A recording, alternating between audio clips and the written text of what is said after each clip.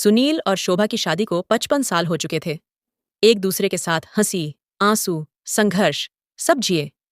4 बेटे, हर एक को पढ़ाया, बड़ा किया, अपने सपनों से पहले उनके सपने पूरे किए।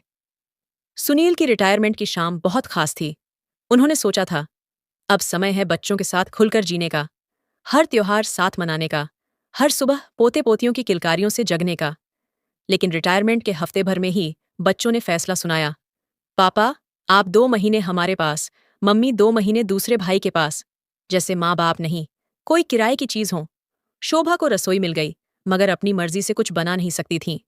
सुनील को अखबार और पार्क मिल गया, मगर कोई बात करने वाला नहीं था। सबके घर बड़े थे, मगर दिल छोटे।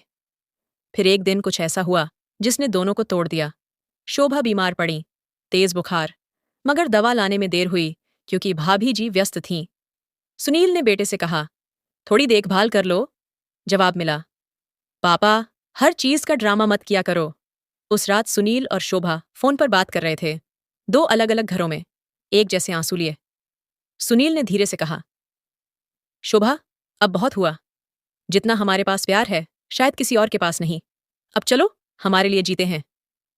ऐसे ही दिल छू जाने वाली कहानियों के लिए चैनल को सब्सक्राइब करना ना भूलें। अब कहानी में एक नया मोड़ आता है। शोभा ने आंसू पोंछे और मुस्कुराई। हाँ, अब कोई हमें नहीं बांटेगा, अब हम सिर्फ हमारे हैं। अगली सुबह दोनों अपने अपने बेटों को एक चिट्ठी छोड़कर निकल पड़े। हम ठीक हैं और खुश हैं, लेकिन अब हम वही करेंगे जो हमें अच्छा लगे। अगर कभी सच्चे दिल से बुलाओगे तो जरूर आएंगे, मगर मजबूरी और औपचारिकता के लिए नहीं। कुछ महीनों बाद एक किताब बाजार में छपी, हमारे हिस्से की धूप। सुनील ने अपनी पूरी भावनाओं को कविताओं में ढाल दिया था। लोगों ने उन्हें सर आंखों पर बैठा लिया।